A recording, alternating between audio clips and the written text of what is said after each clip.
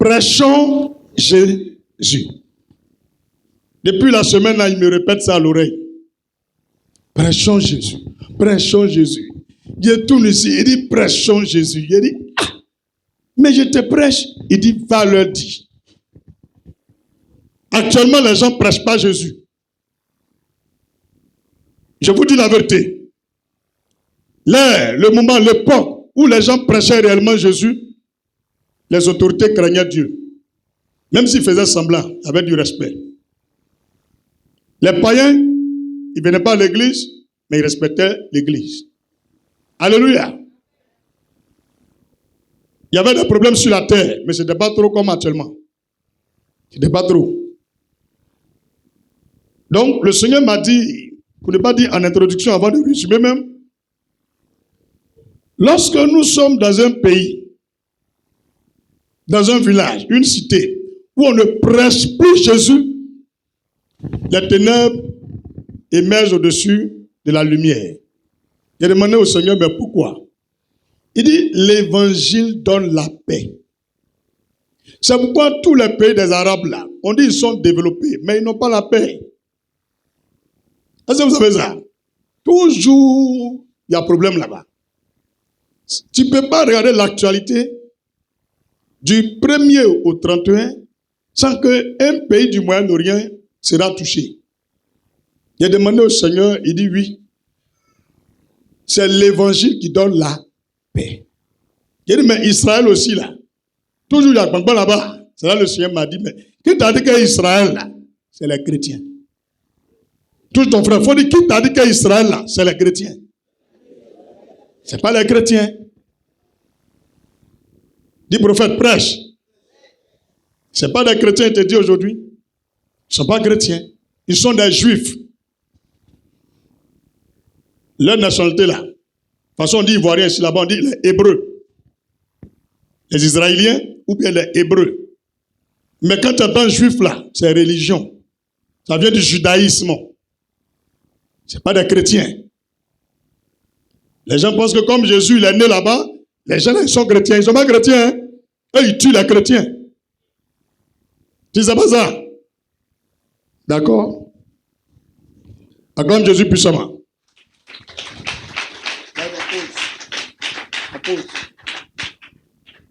Alléluia. Il a demandé au Seigneur, mais pourquoi ils ne sont pas chrétiens? Il dit, rentre dans la parole de Dieu, tu vas lire et tu vas voir. Donc ensemble, on va lire la parole du Seigneur. Prêchons Jésus. Romains 10, verset 1 au verset 21. Romains 10, verset 1 au verset 21. Donc quand tu remarques une famille, toujours il y a des problèmes là-bas, c'est parce que la famille là, ils n'ont pas encore accepté Jésus réellement. Il te dit aujourd'hui, hein, si Jésus rentre dans la famille là, les problèmes vont diminuer. Tu as bien compris? Le message que je viens de te prêcher là, jusqu'à la fin, si tu avais même une boule là, ça va disparaître. Il faut bien suivre le message là. Tu vas voir. Si tu avais un problème qu'aucun homme ne pouvait régler, même tu pensais que l'homme de Dieu va prier spécialement pour toi, si vraiment ce que je prêche, ça vient de Jésus là. Le problème là, rentre dimanche prochain, quand tu vas venir dans mon bureau, tu as dit prophète, quand je ne sais pas c'est quel médicament tu frottes, mais je suis parti la semaine là, c'est réglé. Tu as compris? Et j'aimerais dire à quelqu'un, il y a des gens qui ont préparé un grand coup contre toi. Ils veulent te tuer. Ils veulent t'empoisonner. Dans la nourriture, ils ont organisé un festin, une cérémonie avec plusieurs autorités. Mais particulièrement ton assiette là, ils ont mis un médicament dedans. Et ta place a été ciblée. Au plus tard, le 2 octobre, tu dois mourir. Pendant que je prêchais, le Seigneur me dit, dis-lui que ce projet a été avorté. Tu ne vas plus mourir. Les gens qui devraient organiser la fête là, dans ce mois de août, celui qui est à la base va mourir. Tu le gênes. Il sait que tu es très intelligent. Et ce qu'il fait, c'est pas humain. C'est pas juste. Donc ils ont peur de toi. Pourquoi ils veulent te tuer? Dans ton travail, hein? C'est pas en famille. C'est dans ton travail. Mais lui qui est à la base, il va mourir ce mois de août. Donc, la fête là même n'aura pas lieu. Donc, dors en paix. Tu as fait des rêves dessus. La personne se connaît. Et ça va pas se réaliser. Est-ce que tu peux acclamer Jésus puissamment? Alléluia. Romains 10, verset 1 au verset 21. Frère, le vœu de mon cœur et ma prière à Dieu pour eux, c'est qu'ils soient sauvés. Eux là, c'est les Juifs. C'est les Israéliens. Voilà où Jésus est né, il est mort, il est ressuscité là. Quelqu'un prie pour eux pour qu'ils n'aient qu'à être sauvés. Maintenant, on a passé les heures à être sauvés ou bien. Je leur rends le témoignage qu'ils ont du zèle pour Dieu. C'est un peuple qui aime Dieu. Mais sans intelligence. C'est écrit dans la Bible. Le Seigneur disait sans intelligence. Ne connaissant pas la justice de Dieu et cherchant à établir leur propre justice. Alléluia. Ils cherchent à établir eux-mêmes leur propre justice. Et Dieu va expliquer comment, dans quel contexte et quel est ce mystère. Ils ne se sont pas soumis à la justice de Dieu. Car Christ est la fin de la loi. Tu as bien entendu? Quand Jésus est venu sur la terre, là, et puis s'est sacrifié pour nous, là, c'est la fin de la loi. Quand tu lis ta Bible, là, les lois qui sont dans Genèse jusqu'à Malachie, tu n'es pas obligé de les appliquer pour aller au paradis. Il te dit clair. Alléluia. Tu n'es pas obligé de les appliquer pour aller au paradis. Pour la justification de ceux qui croient. Tu as vu?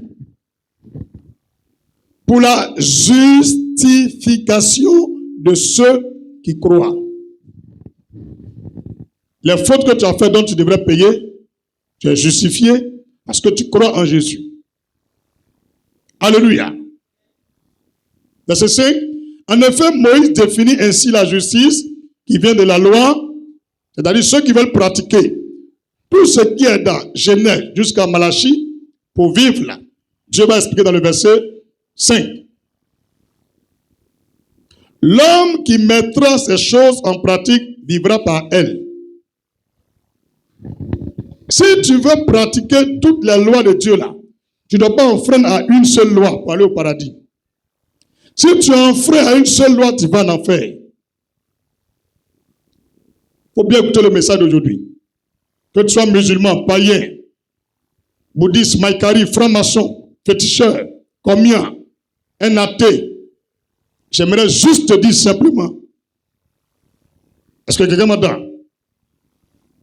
Si tu veux marcher selon la loi, tu ne dois pas enfreindre un seul iota. Si tu enfreins à une seule loi de Dieu, tu vas en enfer. Donc on est justifié selon la loi par l'application totale de la loi. Quelqu'un comprend?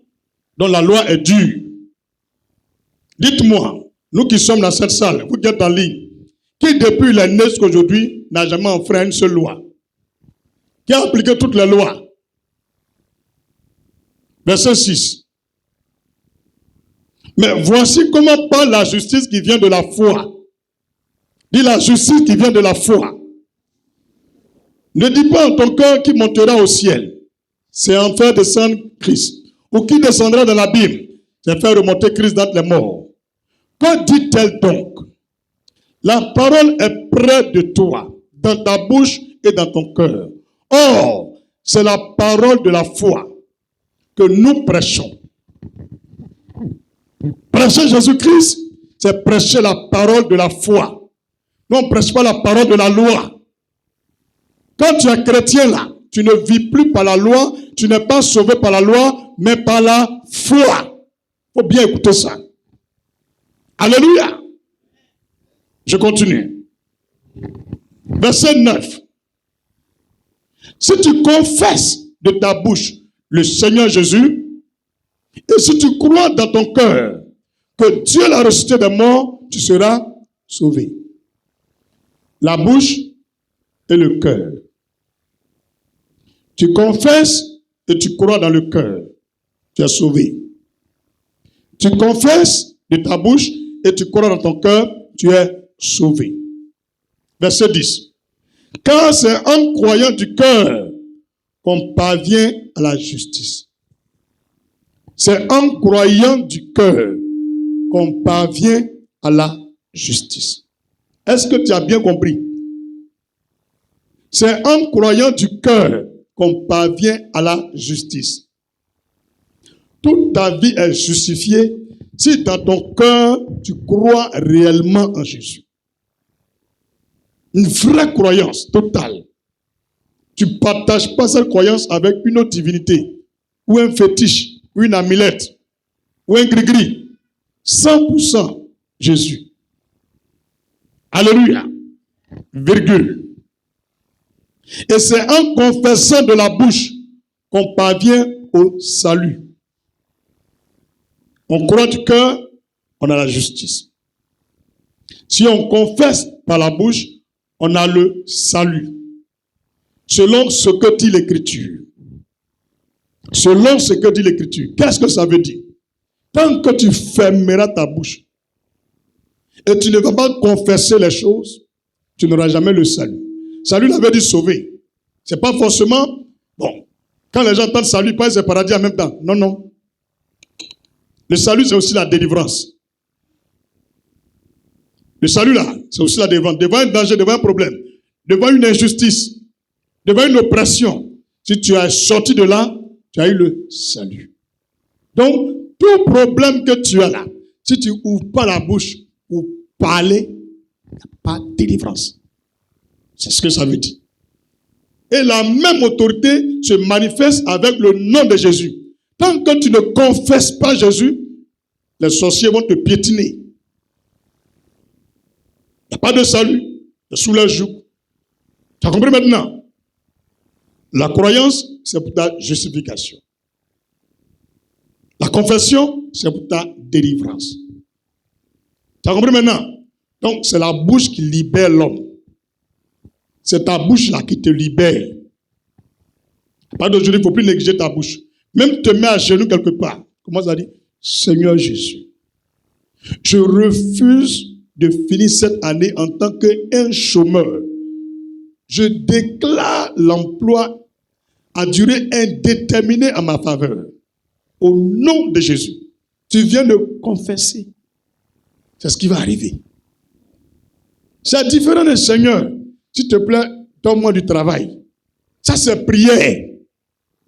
Il dit le salut, là, c'est confession. Vous ne confessez pas les choses, vous ne déclarez pas. Vous priez. Le Seigneur dit, il n'exauce pas les pécheurs. Ah, continue de prier. Tout est dans la Bible. Moi, je ne prie pas où. Sinon, il y a des gens qui prient 5 fois par jour. Pourquoi tu ne vas pas prier à eux? Eux, ils n'ont pas la foi. Jeudi, ils sont chez les marabouts. Vendredi, ils sont à la prière. Tu vas au Carrefour, tu vas trouver les colas partout. Hein? Des conneries comme ça, là. Est-ce que ça a quelque chose à voir avec confession? Non. Nous, les chrétiens, on ne voit pas. Mais on ouvre notre bouche, on dit. Et puis Dieu fait. Parce qu'on croit dans notre cœur que Dieu est réel. Et que Dieu, c'est Jésus. Point. C'est tout. C'est là que nous recevons notre pouvoir. Mais le jour où tu commences à douter, c'est fini. Tes ennemis vont passer sur toi. Il ne faut jamais douter. Demande n'importe quelle situation. Il ne faut pas douter. Est-ce que quelqu'un a la foi ce matin? Verset 11. Romains 10. Quiconque croit en lui ne sera point confus. Voilà ça. Ça, c'est une grande promesse. Le verset est simple. Confus, ça veut dire quoi? Tu ne seras jamais déçu. Tu ne seras jamais humilié.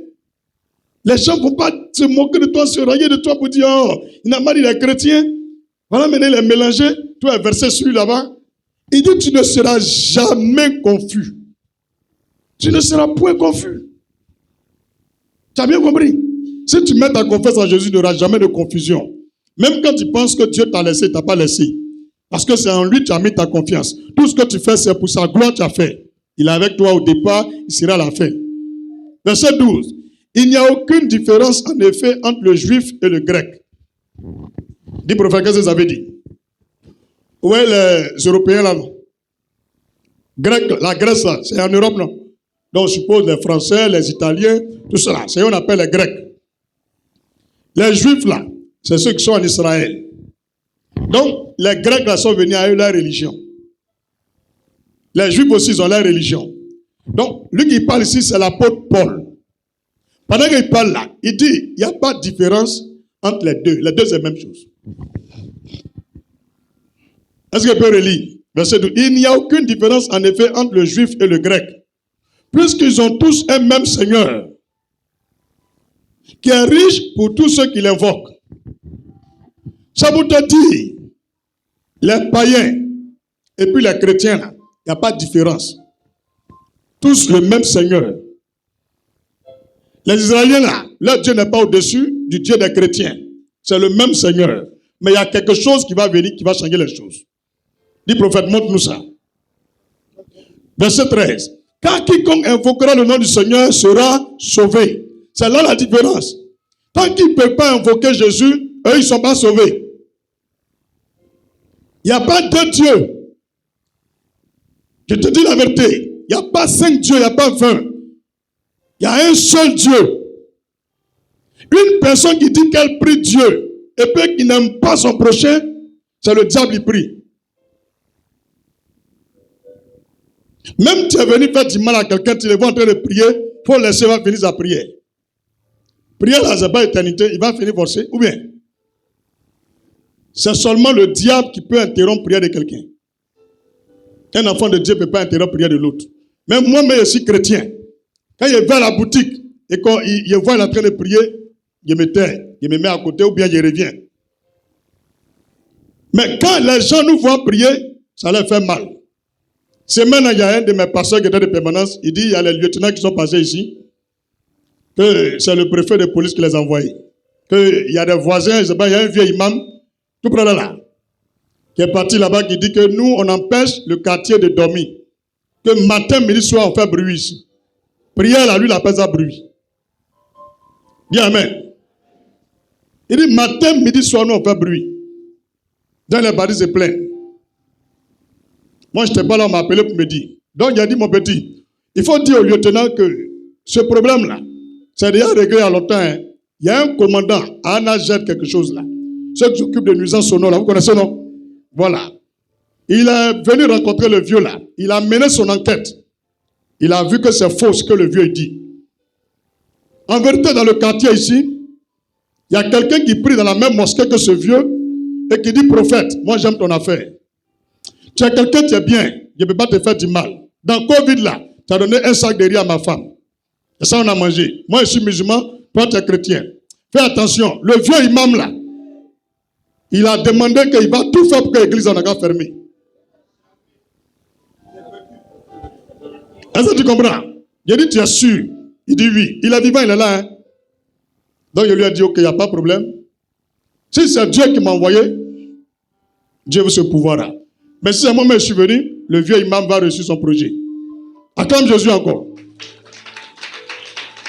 Donc, c'est en cela que le commandant, là, il a envoyé ses éléments, en civil, ils ont fait leur enquête, ils ont vu que c'est juste de la fabulation. C'est juste un gros mensonge, un gros leurre. Là, ils ont vu qu'il a fermé le coin, c'est climatisé, donc bruit ne gêne pas quelqu'un. Donc, ils sont allés se plaindre qu'on fait bruit. Donc, le monsieur a dit, ah, moi je crois que les vendredis, c'est le commandant qui dit ça. Hein. Les vendredis, là, vous mettez les baffes partout, même les rues, là, on bloque. Vous priez bien. Quelqu'un ne se plaint pas. Mais pourquoi le dimanche, tu ne veux pas que le pasteur n'a qu'à mettre les baffes dehors? Si la salle est pleine, que les gens sont dehors, il a le droit de mettre des baffes pour que les gens écoutent. C'est comme ça on a résolu le problème. Donc de lundi jusqu'à samedi, tu ne dois pas mettre baffes dehors. Mais dimanche, il doit mettre baffes dehors.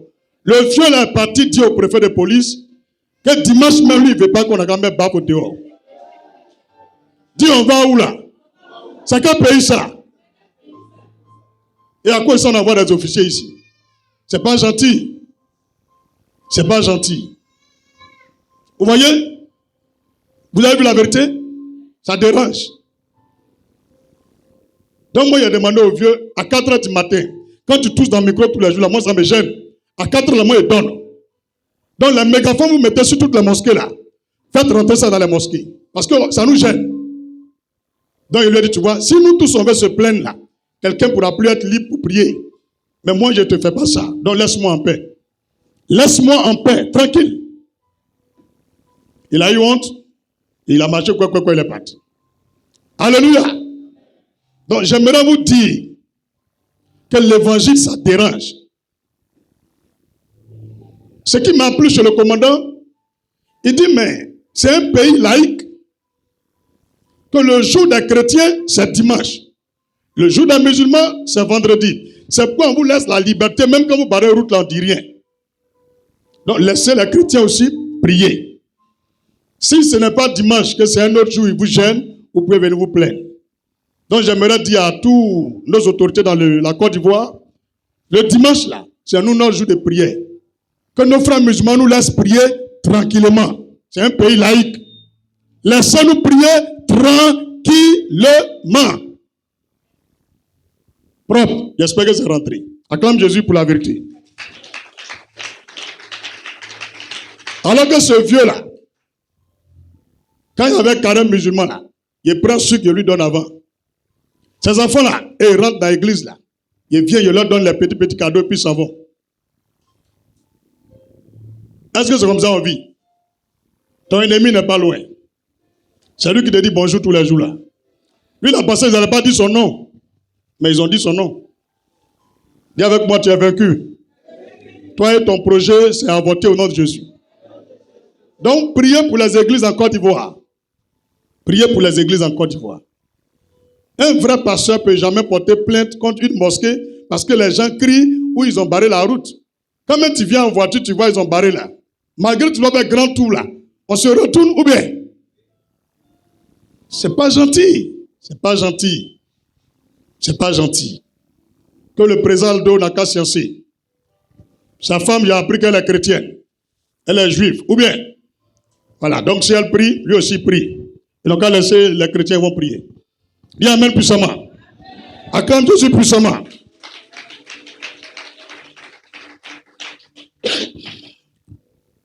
J'en viens à ce que je disais ici dans Romains 10, précisément le verset 13. Car quiconque invoquera le nom du Seigneur sera sauvé. Quiconque. Il faut bien écouter le mot quiconque. On n'a pas dit chrétien seulement. À l'instant où tu t'appuies sur le nom de Jésus pour faire une prière, le Seigneur te sauve. Tu as bien compris?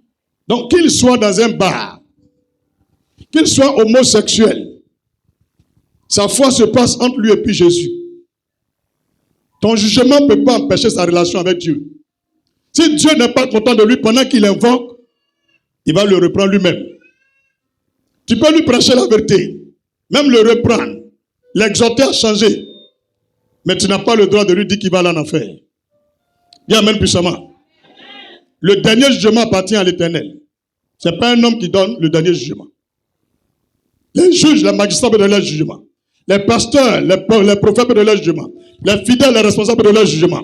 Ta famille et tes amis peuvent donner le jugement. Mais le dernier jugement, c'est Jésus. Alléluia. C'est l'Éternel. Ça à lui revient le dernier jugement. Et je vais te donner un exemple. Certains pensent qu'il n'y a pas de dernier jugement. Certains pensent. Ouvre les yeux, sois sage, et ouvre ton esprit et réfléchis comme un homme sage et avisé. Écoute. Je prends un revolver, je rentre dans une famille, je tue le père, la mère, tous les enfants, et je les brûle. Je prends leur argent et tout leur bien, je m'en vais. Et puis dimanche, je viens prier. Il n'a qu'à aller au paradis. Quand je meurs là, il n'a qu'à rentrer au paradis. Il faut me répondre d'aller au paradis. Bon, si c'est comme ça, Dieu n'existe pas. Tout ce qu'on a fait là, on ne va rien payer pour ça. Mais nous tous là, on s'en chez des armes, on va braquer, on va agresser, on va voler, et on devient des multimilliardaires. On possède les biens des gens, on s'en approprie, et puis on est là, rien n'arrive. Non. Il y a quelqu'un qui a organisé l'univers. Il sait pourquoi il a placé la lune à telle position, le soleil à tel endroit, la terre précisément ici. Il sait pourquoi il a mis les cils ici, les sourcils là. Il sait pourquoi il a mis les cheveux ici. Et il a mis les dents à l'intérieur. Ce n'est pas par hasard tout ça là a poussé. Le monde que vous voyez là, il y a un propriétaire. Il y a un propriétaire. Si tu prends l'avion et que tu arrives au niveau des nuages, en haut, il n'y a plus d'air, il n'y a plus de vent. Il n'y a plus de vent. Tu peux mourir. Tu as bien compris? Tu peux mourir, il n'y a plus de vent. Donc, l'air là, Dieu a donné ça pour la terre. Les animaux, les plantes, la faune, la flore, les hommes, le vent là, c'est pour que nous vivions. C'est notre milieu de vie. Si nous quittons ce globe et nous partons sur une planète, il n'y a pas d'air là-bas. On peut mourir. On peut mourir. Ce vent-là qui est autour de la terre là, qui nous permet de respirer là, lequel des scientifiques, des païens, des francs-maçons, des musulmans, des athées, des chrétiens peut me dire l'air qu'on respire là, ça quitte où? Alléluia! L'air là quitte où? Dieu existe. On est sur le même banc. Tu vois, l'autre, il tombe à terre, il devient sec, il meurt. Le vent n'arrive plus à rentrer, pourtant ses narines sont ouvertes. Mais le vent ne rentre plus. Il force, il ne peut pas. Bon, qui a arrêté le vent pour lui? Donc ça veut dire lui qui dirige le vent, c'est Dieu. Acclame Jésus. Il fait rentrer en nous et il fait sortir pour nous dire, je veux que vous viviez. Mais nous, on s'en fout de lui. On s'en fout de Dieu. L'organisation de Dieu, on met derrière nous, on piétine. On veut vivre comme nous on veut. Bien aimé, est-ce qu'on peut assumer tout le mal que nous faisons à autrui, même à Dieu, même à son église, même à nos familles, même aux autorités, tout le mal que nous faisons là, si aujourd'hui on meurt, est-ce qu'on peut assumer devant Dieu? On peut répondre devant Dieu. Il dit on ne fait pas ceci, on fait. On ne touche pas ceci, on touche. On ne dit pas cela, on dit. On s'en fout de Dieu, on vit comme on veut. En cela, on est tous condamnés, on doit aller en enfer. Dieu, on doit aller en enfer. Mais il y a toujours un chemin. Verset 14. Romains 10, verset 14. Comment donc invoqueront-ils celui en qui ils n'ont pas cru? Il parle des Juifs. Ils n'ont pas cru en Jésus. Donc pour être sauvés là, ils ne vont jamais l'invoquer. En vérité, les Juifs là, ceux qui sont en Israël là, eux ils croient pas que Jésus là, c'est lui qui est le vrai sauveur. Donc en 2026 là, ils attendent le Messie. Celui qui est venu, qui est mort ressuscité là, et ils ne croient pas en lui. Donc la Bible là, s'arrête à Malachie. Il n'y a pas Matthieu dedans. Jusqu'à l'Apocalypse, il n'y en a pas ça dedans. C'est comme ça la Bible là s'arrête. Eux, ils ne croient pas en Jésus. Ils trouvent que c'est de la fabulation. Un gros leurre, un mensonge. Tu as compris maintenant? Donc Dieu leur demande. Ils ne pourront jamais invoquer Jésus parce qu'ils ne croient pas en lui. Mais il y a une question encore en bas, dans le même verset 14. Et comment croiront-ils en celui dont ils n'ont pas entendu parler? S'ils n'ont pas entendu parler, là, comment ils vont croire? Bien aimé, la question continue. Et comment entendront-ils parler s'il n'y a personne qui prêche? Tout ton frère va dire, prêchons Jésus. Donc si aujourd'hui, les gens ne sont pas sauvés, les gens n'invoquent pas Jésus, les gens ne croient pas en Jésus, les gens n'ont plus la foi, les gens vivent dans le désordre, les gens s'entre-déchirent, les gens se détestent, les gens sont égarés, les gens sont perdus. C'est parce que on ne prêche pas Jésus. Le verset est clair, verset 14. S'ils entendent parler de Jésus, ils croiront, ils l'invoqueront et ils seront sauvés.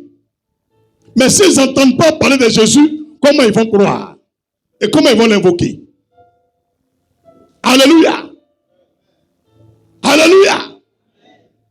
Verset 15.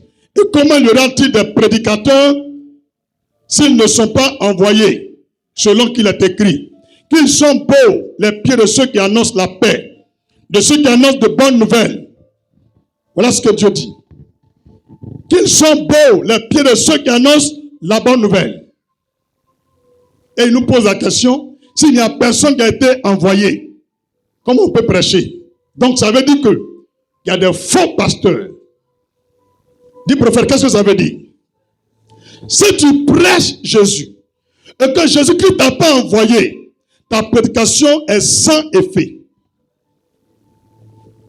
C'est ce que ça veut dire. Donc si la prédication en Côte d'Ivoire, en Afrique, dans le monde entier, en 2026, est nulle et non avenue, c'est qu'il y a des faux envoyés. Si tu t'envoies toi-même pour faire l'œuvre de Dieu, Dieu ne confirme pas. Cependant, il y a des gens que Dieu a envoyés, ils refusent de partir. Et on accuse le diable. Bien aimé, la force de l'église, c'est la prédication. Allons-y prêcher. Dans les confins de la terre, dans les hameaux, les coins et recoins, les campements, les villages, dans les rues, les carrefours, dans les gares, dans les maisons, dans les foyers, les marchés, envahissons les rues et prêchons Jésus. Le diable déguerpira. Dis amen puissamment. Dis Satan, tu n'as pas ta place en Côte d'Ivoire. Sors! Jésus prend toute la place. C'est ça. Si nous prêchons réellement la vraie évangile, quand tu mets tes pieds sur le sol d'un quartier, le mystique qui reste sur le quartier, son pouvoir s'éclate. Quand les apôtres rentraient dans une ville, automatiquement on disait les mystiques, les magiciens, les sorciers sortaient pour les attaquer. Parce qu'on venait de toucher leur hôtel, leur fondation. Le nom de Jésus traverse les firmaments, traverse la mer, traverse les océans, traverse le sol, jusqu'au 7e sous-sol, et brise les jougs, brise les jouets, renverse les hôtels, détruit la forteresse et libère. Alléluia. Ce n'est ni par la force, ni par la puissance, mais c'est par l'Esprit de Dieu. Le Seigneur cherche des hommes pour parler de sa part. Il cherche des femmes pour parler. Tu as couché chez toi, tu éteins le feu de Dieu. Et tu te plains que le diable t'attaque. Qu'on attaque ton mari, on attaque tes enfants, on attaque ton foyer, on attaque ton magasin, on attaque ton travail. Mais va prêcher. L'âme du chrétien, c'est la prédication. Dis prêchons Jésus. Prêchons. Alléluia. Verset 16. Mais tous n'ont pas obéi à la bonne nouvelle. Aussi Esaïe dit-il, Seigneur, qui a cru à notre prédication? Qui a cru? Les Juifs n'ont pas cru. Mais moi je crois. Est-ce que toi tu crois? Si tu crois, donne amen 3 fois. Ainsi la foi vient de ce qu'on entend. Tant qu'on ne prêche pas, on ne peut pas entendre. La foi a disparu parce qu'on ne prêche plus. La foi a disparu parce que c'est le faux envoyé. La foi a disparu parce que c'est le faux prédicateur. La foi a disparu parce que les pasteurs vivent pour l'argent, pour le pouvoir. Comment toi, une personne peut te payer par mois? Tu es payé par mois. L'ouvrier mérite son... Jésus dit, je suis le rémunérateur de ceux que j'ai appelés.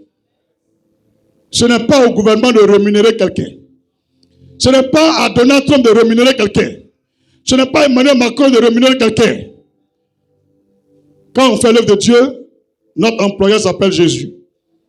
À l'instant, vous quittez la main du Seigneur pour manger dans la main d'un homme, vous perdez le feu de l'esprit. On est dans un pays où les pasteurs sont devenus comme des moutons. Et même des mendiants, à la fin des muets. Dis les 3 M. Mouton, mendiant et muet. Acclame Jésus pour la révélation. Ma fille, tu as compris? Ils sont là comme ça. Ça fait mal. Ça fait mal. Comment peux-tu chasser un démon sachant que l'autorité n'est plus avec toi? Les problèmes augmentent dans les églises. Les gens cherchent à Port-Boué, Makori, Yopougon, Angré, Riviera, au plateau, à Djamé, à Bobo, à l'intérieur du pays, hors de la Côte d'Ivoire, la solution dans les églises. Il n'y a pas de solution. Parce que les pasteurs se sont vendus. Ils ont vendu leur manteau. Leur manteau, le manteau d'Élie n'a jamais été corrompu. Élie n'a jamais accepté de vendre sa dignité devant le roi. Il a été menacé même de mort par la femme du président. Élie n'a jamais renoncé à son appel jusqu'à ce que Dieu l'enlève dans le paradis. Et son manteau transportait l'onction. Celui qui a hérité cette onction s'appelle Élisée. Il a manifesté le Seigneur. Quand tu es un pasteur, ne vends pas ton manteau. Ne vends pas ton onction. Il ne faut pas liquider l'œuvre de Dieu. L'œuvre de Dieu n'est pas du business. On est amis de ceux qui sont riches. On cause avec ceux qui sont dans la villa. On ne fait rien avec les pauvres. Les chemins, allez-y loin de nous. La pauvreté sang pousse là-bas, misérable là. Tu habites quel quartier? À Bobo, on quitte là. Tu m'appelles d'où? États-Unis. Oui, comment ça va? Bande de menteurs, voleurs, escrocs, faux pasteurs, faux prédicateurs, faux envoyés. Répentez-vous. Jésus-Christ vous appelle. Alléluia. Dis, répentez-nous. Tout le monde doit se repentir. Tout le monde. Un pied dedans, un pied dehors. On attend de devenir fidèle. Ce qu'on prêche, on ne fait pas nous-mêmes. Et pour finir, tu ne vois plus la prédication de la repentance dans les églises. Un jour, il a demandé au Seigneur, mais pourquoi depuis il y a YouTube, je ne vois pas un pasteur qui dit, repentez-vous. Il dit, tu sais, le diable cherche les gens qui sont saints. Dis, pasteur, qu'est-ce que ça veut dire? Lorsque tu te sanctifies, tu as le décret divin en toi pour chasser les démons et pour appeler les pécheurs au repentir. Donc quand tu prêches, un homme qui est dans les ténèbres, l'onction descend sur lui, son cœur saigne et son âme est libérée et il se convertit. Il se répand de ses péchés et sa vie change. Donc à l'instant où les sorciers, les mystiques, les démoniaques, les sirènes des eaux, les mamies ouattara dans l'église, ils cherchent les serviteurs de Dieu qui se sanctifient. Ils cherchent les servants de Dieu qui se sanctifient, les fait tomber dans l'impudicité, la débauche, le paganisme sexuel. L'impudicité, quand il est vaincu, c'est fini. Il ne peut plus partir parler de sanctification, de repentance. Lui-même, il est perdu. Donc, quand il vient prêcher, alléluia, l'amour, bon, pardonnez-vous, aimez-vous les uns les autres. Jésus est mort pour vous. Il ne peut pas dire, répentez-vous. Dis amen. S'il s'est trompé, il se blesse la langue. Il ne peut pas. Tu as déjà vu un voleur qui dit arrêtez de voler? La force de la prédication, c'est la sanctification. Dis la force de la prédication, c'est la sanctification. Parce que quand tu te sanctifies, tu es irrépréhensible, irréprochable. Tu ne regardes plus l'apparence des gens pour prêcher. Tu ne cherches pas à plaire à telle personne. Tu envoies les boulets, les vérités, la parole. Elle blesse, elle libère, elle blesse, elle sanctifie, elle blesse, elle guérit, elle blesse, elle sauve. Elle te fait du mal au début, mais après elle te sauve. Tu ne regardes plus l'apparence des gens. Alléluia. Tout ton frère dit, fuyons le péché. Tu connais où tu es tombé, tu connais. Il faut quitter là-bas. Il faut quitter là-bas. Tu sais ce qui t'a fait tomber, il faut quitter dedans. Alléluia. Alléluia. Romains 10, verset 18. Mais je dis, n'ont-ils pas entendu au contraire? Leur voix est allée par toute la terre, et leur parole jusqu'aux extrémités du monde. Mais je dis, Israël ne l'a-t-il pas su? Moïse le premier dit, j'exciterai votre jalousie. Vous voyez, comme les Juifs, Israël refuse Jésus. Dieu dit, et c'est pas maintenant, hein, c'est pas au temps de Jésus, hein, c'est au temps de Moïse. Il dit, vous les Juifs là, je vais exciter une jalousie. Quel genre de jalousie? Parce qu'il n'est point une nation. Parce qu'il n'est point une nation. Je provoquerai votre colère par une nation sans intelligence. C'est-à-dire, des peuples que vous ne considérez pas, vous les Juifs. Vous pensez qu'ils ne sont pas intelligents. Je vais les oindre, les utiliser. Ils vont faire des miracles que vous ne pouvez même pas faire la moitié. Et vous serez jaloux d'eux. Ils vont parler de votre Dieu comme c'était leur Dieu. Et ils vont maîtriser les Écritures plus que vous. Et c'est ça qui fait la honte. On a l'impression que c'est en Afrique que Jésus est descendu. Acclame Jésus pour la révélation. Tu as l'impression que c'est en Afrique qu'il est descendu. Et nos frères sorciers là, ça leur fait mal. À quoi adorer la terre de vos ancêtres. Mon ancêtre là, il était où et puis les blancs sont venus nous prendre pour esclaves. Est-ce que tu comprends quelque chose? Souvent j'entends, ils sont venus voler notre fétiche pour envoyer dans leur musée. Toi, ton Dieu l'envole. Les gars, répentez-vous. Un Dieu qui va se défendre lui-même, c'est toi qui va défendre. Frères africains, Jésus est le sauveur de l'humanité. Verset 20. Et Esaïe, premier c'est Moïse qui a parlé. Deuxième, Esaïe pousse la hardiesse jusqu'à dire, j'ai été trouvé par ceux qui ne me cherchaient pas. Vous voyez, les peuples qui ne connaissaient même pas le Dieu d'Abraham. Des peuples qui ne connaissaient même pas la Bible, qui ne connaissaient rien de la Torah, l'Injil, les Zabours, qui ne savaient rien de Pentateuque, de Genèse. Ces peuples-là ont trouvé Dieu.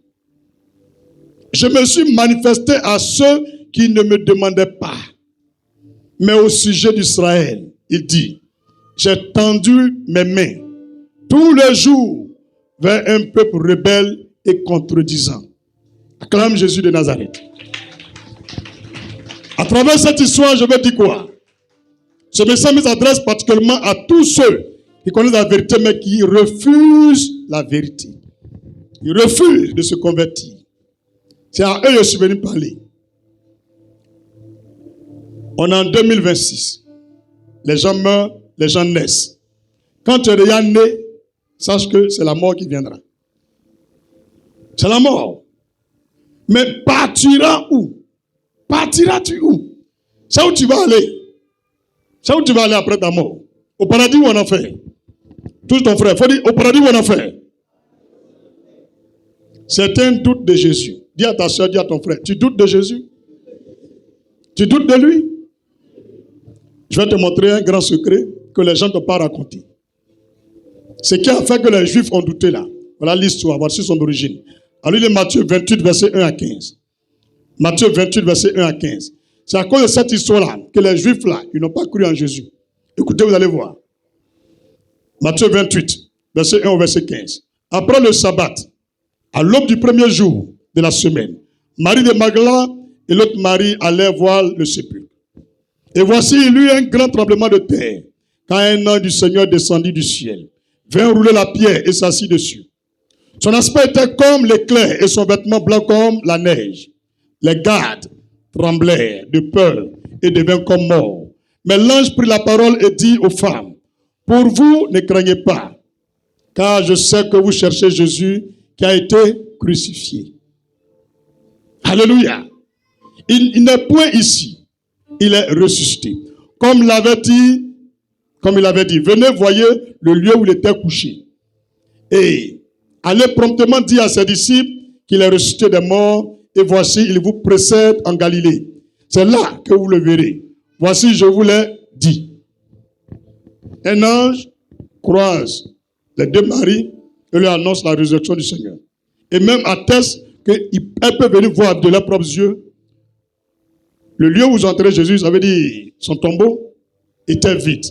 Et il leur dit, allez dans tel lieu, en Galilée, c'est là que vous allez trouver Jésus. On chante Galilée, Galilée, Galilée, je viens de la Galilée. Jésus, ma soeur, c'est à tous ses frères, il est ressuscité. Tu comprends maintenant? C'est là-bas il est parti premier. Donc les gens l'ont vu là-bas.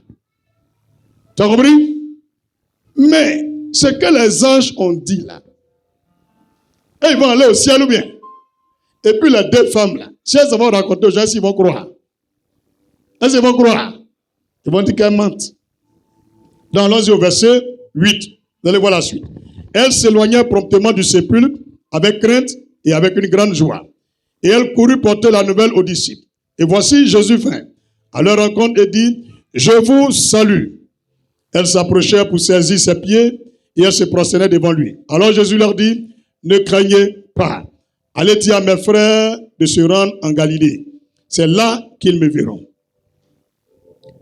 L'ange a parlé. Elles n'avaient pas vu. Elles ont vu le tombeau est vide, mais elles n'avaient pas vu. Mais cette fois-ci, elles l'ont croisé. Il a parlé avec elles. Colo. Ça commence à aller où? Mais, qui a vu dedans? C'est toujours les mêmes femmes.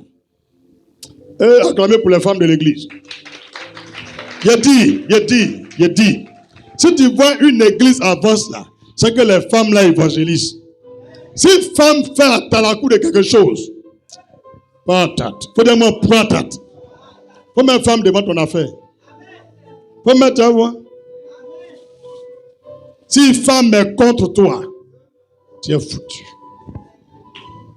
Donc, les premiers témoins de Jésus, c'est qui? Les premiers évangélistes, c'est qui? C'est qu'on parle de Jésus premièrement. Acclamez pour vous-même encore. Dans le verset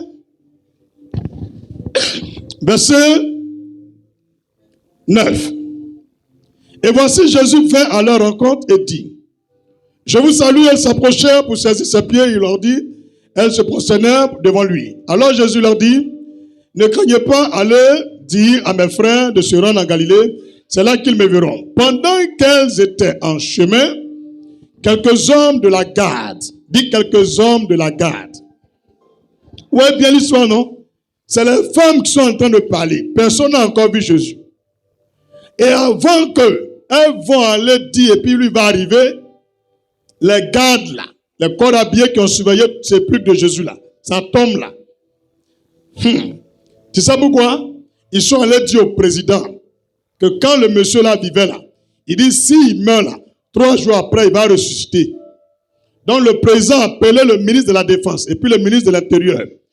En tout cas, ils ont envoyé les soldats. Ils ont envoyé des gardes. Ils ont bouclé le cimetière là. Où tu as passé pour rentrer là? Tu as pas. Maintenant où il y a tombe là même là, au-dessus il y a des qui se tombent dessus. Devant il y a des, à gauche il y a des, derrière. Il dit, ils sont comme ça. Mais malgré ça, l'ange est venu, eux tous sont tombés KO. Et puis Jésus a sorti. Ils ont vu, mais ils ne pouvaient rien faire. Et les femmes là sont venues vérifier. Elles sont contentes, elles se vont dire, regardez ce que les gens vont faire, le gouvernement là, regardez ce qu'ils vont faire. On dit soumettez vos autorités, hein, mais les autorités là, ce n'est pas Dieu qui les a établies. Dit prophète, ça veut dire quoi? Dans ma Bible là, en Égypte là, quand les enfants des Juifs faisaient des bébés, Pharaon a ordonné qu'on a qu'à tuer les bébés. Est-ce que Dieu peut dire qu'on a qu'à tuer les bébés? Donc, président Pharaon, c'est Dieu qui l'a mis là. Vous les voyez, ne lisez pas votre Bible. Ne lisez pas votre Bible. C'est Dieu qui donne naissance. Maintenant, le Pharaon dit, donc, à tuer les enfants. Même les sages-femmes là, elles ont dit, non, on ne peut pas respecter l'autorité du président là. Donc, elles ont fait réunion, elles ont dit, bon, on va dire au président et puis au gouvernement, quand les femmes là, elles arrivent là, elles ont dit, ah, bébé là sur la route. Mais néanmoins, si elles viennent, on n'a qu'à faire les enfants là, hein, on va les aider, on va en coucher, on nettoie bien, et puis on leur dit, va vite. Et puis quand ils vont venir, on va dire, non, bébé là même est né, avant qu'elles vont arriver ici. Les sages-femmes là, elles sont animées de l'esprit de Dieu, ou même esprit que président. C'est le même esprit. Pourtant, c'est autorité. Elles ont désobéi. Et on dit, Dieu a fait prospérer les sages-femmes et leur maison. Dieu a fait prospérer les sages-femmes et leur maison. Donc, il y a les autorités là. L'esprit est tordu. Quand c'est tordu là, il faut prendre le chemin qui est droit. Acclame Jésus puissamment. Les gens mélangent tout. Hein. Quand il y a autorité, non, autorité, c'est pas Dieu. Autorité, c'est pas Dieu. Autorité, c'est un chef. Mais le chef peut être animé d'un esprit du démon. Alléluia. Ordonner qu'on tue les enfants à la naissance, c'est Dieu qui a dit ça. Elles ont désobéi. Dieu les a bénis. Donc, on vient de voir là que ce n'est pas toutes les autorités qui sont établies par Dieu. Ce n'est pas eux tous. Il y a pour le diable et puis il y a pour Dieu. Donc vous qui suivez les gens bêtement là, réveillez-vous de vos rêves. Sinon vous irez en enfer à eux. Maintenant il y a un groupe là, eux n'ont pas cru que Pharaon était perdu. Donc Pharaon est parti leur dire, donc on va prendre les armes, ils vont poursuivre les Juifs.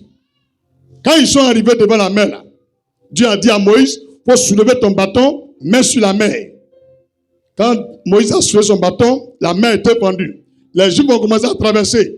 Quand l'autorité qu'on appelle Pharaon et puis son gouvernement, ils sont arrivés, ils ont dit, aïe, frère, je vous dis la vérité.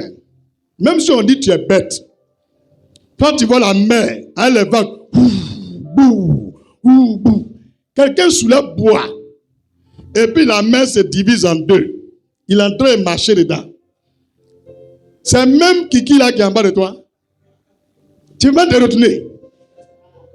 Je vous ai dit, ce n'est pas toutes les autorités qui ont bon esprit. Il a demandé à toute son armée de rentrer dans la mer et d'aller les attraper pour les tuer. Est-ce que tu sais comment il a fendu la mer en deux? Depuis Tiani, tu as vu quelqu'un marcher à pied sec dans la mer. Il est rentré dedans, derrière eux. Moïse a dit à ce gars, les gars, courez vite, on est déjà presque arrivé au bout. Quand ils ont fini de courir, Moïse dit, ok, pour que tu saches que Dieu n'est pas à toi, la mer, il faut les avaler. Moïse a retourné la mer sur le président et tout son gouvernement. Ils sont morts tous. Leurs cadavres et puis leurs champs là. Si tu fouilles dans la mer rouge là, ça y est en bas. Acclame Jésus puissamment. Alléluia. Gloire à Jésus. Alléluia. Ah, on dit le son du piano, je ne sais pas si c'est maintenant, ils ont dit. Ok, merci beaucoup. Gloire à Jésus. Donc, en te donnant ces exemples, c'est pour te dire que quoi? Les autorités, souvent, ce n'est pas tout ce qui vient de Dieu. Ne mélangez pas tout. Ne mélangez pas tout. Je répète, ne mélangez pas tout. Si les gens prennent ce chemin de l'île, ils vont voir que c'est les autorités de l'église on parle. Dis prophète prêche. Aïe. Même autorité les appelle Hérode. Le même Dieu qui l'a établi a envoyé vers pour le manger. Vous voyez? Lisez bien vos Bibles. Tu as compris? Quand tu rentres dans l'armée là, il faut être soumis à l'ordre qui est établi qui est là. C'est même chose quand tu rentres dans l'église là, il y avait du désordre. Soyez soumis aux autorités établies. Il n'y a pas une autorité qui vient qui ne vient pas de Dieu. Ça ne veut pas dire quelqu'un qui demande encore un pété, il vient de Dieu. Donc je ne crois pas que c'est de ces autorités-là Dieu parle. Pas des autorités de l'église. Qu'on a qu'à être soumis à leur autorité. Parce que quand quelqu'un s'est dissocié de l'autorité d'Élisée, Élisée a dit quoi? La lèpre qui a quitté sur Naaman n'a qu'à revenir sur Géasi. On a vu son autorité. Tu as compris maintenant? Quand le Seigneur parle de l'autorité de l'État ou national, il précise. Ne mélangez pas tout. Moi, j'ai lu ma Bible. J'ai compris beaucoup de choses. Il y a des autorités qui ne viennent pas de Dieu. Et je répète, il y a des autorités qui ne viennent pas de Dieu. Dieu ne peut jamais, je répète, Dieu ne peut jamais demander aux sages-femmes d'égorger des nouveaux-nés. Est-ce que tu m'entends? Dieu ne peut pas dire ça. Il ne peut jamais dire ça.